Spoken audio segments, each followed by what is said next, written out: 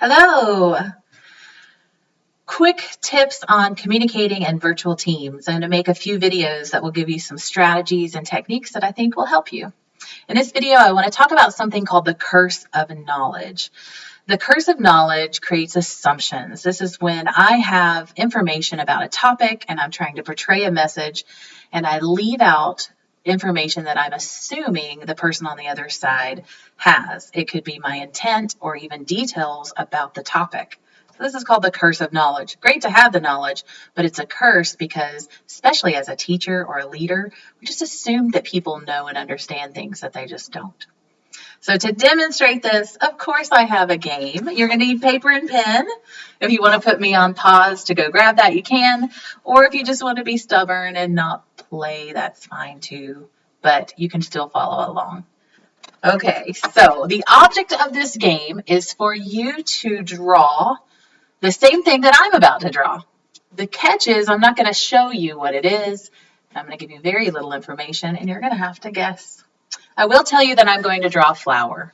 So I want you to try to draw a flower and think, what would Peggy draw on her paper? And let's see how close you can get.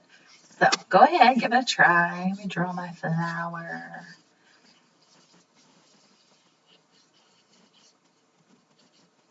Okay. If you need more time, you can put me on pause, but let me show you what I drew. Here's my flower. How close did you get?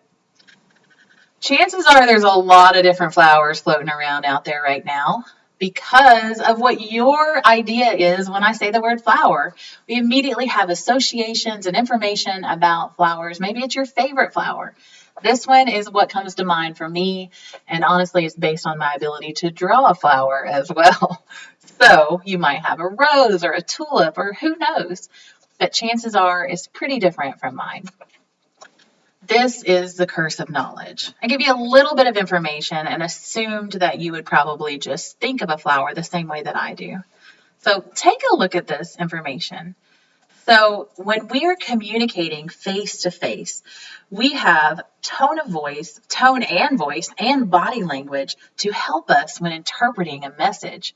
When we're communicating virtually through email or instant messaging, we lose a huge tool that's helping us to interpret meaning and help us understand the message. So when communicating virtually, we have to eliminate assumptions. And how do we do that? First of all, we have to acknowledge that the curse of knowledge exists. It's actually a thing. You may have information in your head that someone else does not have or would understand differently from you.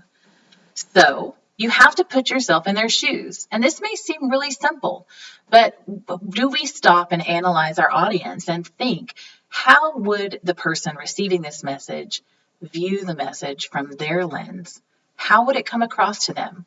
And consider maybe you need to change your word choice or add more information or change your way of putting the message across. Some messages need to be done face to face. So we don't have that luxury right now. Maybe it's a video conference that needs to happen. And the last tip is to simplify your message using direct and concise language. And I can teach you how to do that in my next video. I'll give you some great techniques on how to communicate directly and concisely. So here are the ways we can communicate virtually. We've obviously got email, instant messaging, telephone, and video conferencing. I know that face-to-face is not an option for many of you, so use all these techniques. Some of you are using Microsoft Teams, where you'll have channels and chat boards and things like that, where you can stay in constant communication. So to increase your team's intimacy and cohesion, take a look at the way you're currently communicating with each other. Are you using all of the methods that are available to you? Don't rely heavily on one method. The second bullet is to mix your communication methods. Use the video conferencing. Don't be afraid to overuse it at this point, especially in the beginning when everybody's trying to figure out how to do this and we're building trust as a virtual team. And then lastly, eliminate those assumptions by acknowledging that the curse of knowledge exists. Put yourself in that other person's shoes and communicate direct and concisely. So like I said, my next video will give you some techniques on how to use direct and concise language when you're writing emails. And in the meantime, if you have feedback or questions or any ideas on other topics that you would like me to talk about, you can shoot me an email to pward@trainingdynamicsusa.com. In the meantime, thank you so much for watching. I hope this was helpful and fun. Look for my next video, and until then, have a great day, and I will see you soon.